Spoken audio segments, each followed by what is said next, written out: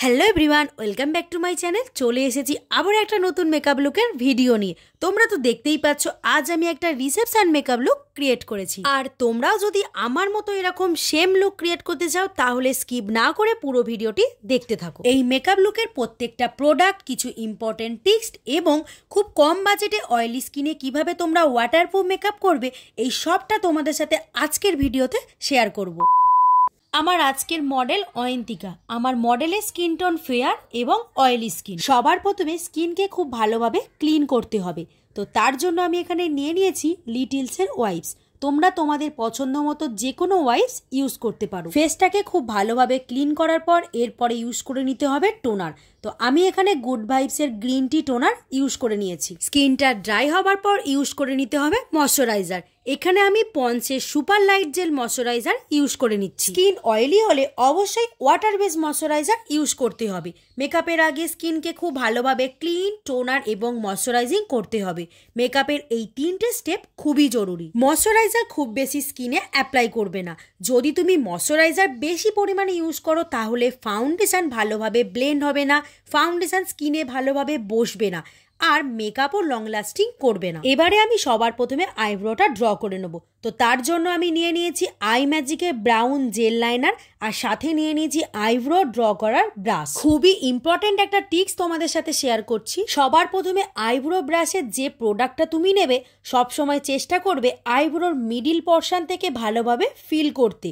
এরপর ব্রাশের যেটুকু প্রোডাক্ট থাকবে সেটাকে নিয়ে আইব্রোর সামনের হালকা করে ড্র করতে হবে। একদম সামনের দিকে বেশি ড্র করবে না, কারণ সামনের দিকে বেশি ড্র করলে আইব্রোটা দেখতে ফেক লাগে। যদি আইব্রোর কোনো জায়গায় প্রোডাক্ট বেশি পড়ে যায় তাহলে স্পুলি ব্রাশ দিয়ে হালকা করে ক্রোম করে নেবে। এখানে আমি ক্রাইলনের ডার্মা প্যালেট দিয়ে ওর আইব্রোটা কনসিল করে নেব।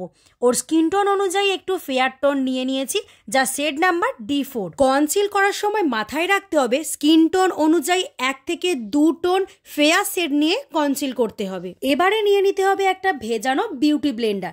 বিউটি ব্লেন্ডারটা কিন্তু অবশ্যই একদিন আগে থেকে ভিজিয়ে রাখবে, এতে ফাউন্ডেশনটা খুব ভালোভাবে ব্লেন্ড হয়। তোমরা দেখতেই পাচ্ছ বন্ধুরা ফাউন্ডেশনটা কতটা সুন্দর ব্লেন্ডিং হচ্ছে। আমার খুব পছন্দের আই প্যালেট পিটিঅল সেট, যার মধ্যে নিউড সেট থেকে শুরু করে ডার্ক সেট সব ধরনের কালার তোমরা পেয়ে যাবে।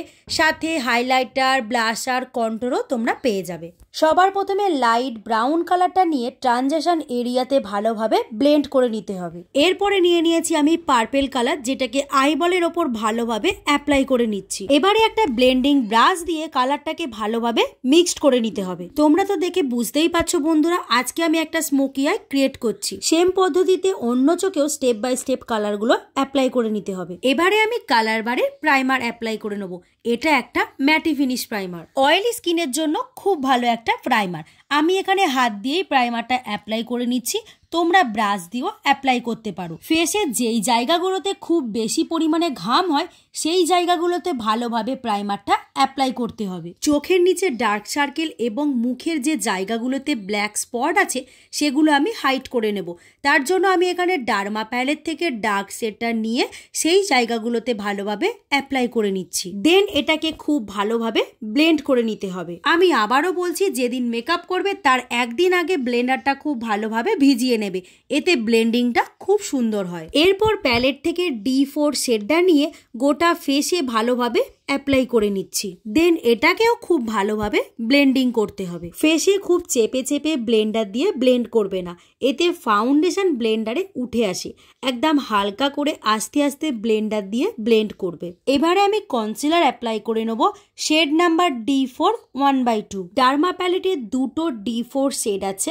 D4টা আমি গোটা ফেসে অ্যাপ্লাই করেছি, আর D4 1/2টা যেটা আমি কনসিলার হিসেবে অ্যাপ্লাই করেছি। ফেস হাইলাইটিং করার জন্য স্কিন টোন অনুযায়ী 2 টোন ফেয়ার সেট ইউজ করতে হবে। ভালোভাবে ব্লেন্ডিং করার পর এবার এটাকে আই ম্যাজিকের লুজ ব্যানানা পাউডার দিয়ে সেট করে নেব। সবার প্রথমে চোখের নিচে ভালোভাবে পাউডারটা সেট করে নেব, দেন গোটা ফেসে খুব ভালোভাবে পাউডারটা সেট করে নেব। ব্রাউন শ্যাডো নিয়ে আমি আইসের নিচে ভালোভাবে অ্যাপ্লাই করে নিচ্ছি। দেন ফেস কন্ট্রোল করে নিচ্ছি।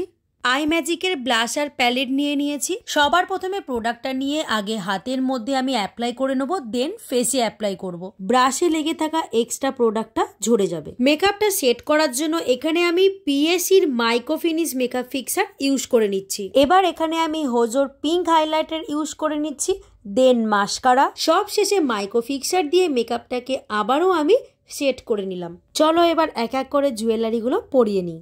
সবার প্রথমে গলায় আমি চকারটা পরিয়ে নিচ্ছি, এরপরে পরিয়ে নিচ্ছি পাল সীতাহার। অফ ক্যামেরাতে চকারটা চেঞ্জ করে দেওয়া হয়েছিল। বন্ধুরা তোমরাই কমেন্ট করে জানাও যে আগের চকারটা পরে বেশি ভালো লাগছিল নাকি এই চকারটা পরে বেশি ভালো লাগছে। চলো অয়ন্তিকার থেকে জেনে নিই আমার কাছে সেজে ওর কেমন লাগলো।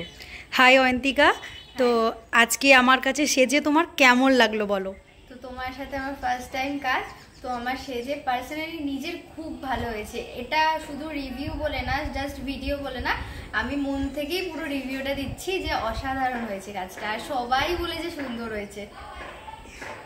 Thank you so much. Most welcome. তোমরা তো শুনেই নিলে অয়ন্তিকার মেকআপটা ঠিক কতটা ভালো লেগেছে। এবার কিন্তু তোমাদের পালা। তোমরাও কমেন্ট করে জানাও যে আজকের আমার এই রিসেপশন লুকটা তোমাদের কেমন লাগলো। মেকআপ নিয়ে কোনো কোশ্চেন থাকলে অবশ্যই আমাকে কমেন্ট করে জানিও। তোমরাও যদি তোমাদের স্পেশাল দিনে নিজেকে এরকম সুন্দর করে তুলতে চাও তাহলে অবশ্যই আমাকে বুক করতে পারো। আমার ব্রাইডাল বুকিং স্টার্ট হয়ে গেছে 2024-25-এ। আমার কন্ট্যাক্ট নাম্বার 9123011356। যারা যারা আজকে আমার চ্যানেলে নতুন তারা চ্যানেলটিকে সাবস্ক্রাইব করতে ভুলো না। দেখা হচ্ছে নেক্সট ভিডিওতে। ততদিন সবাই খুব ভালো থেকো, সুস্থ থেকো। টাটা।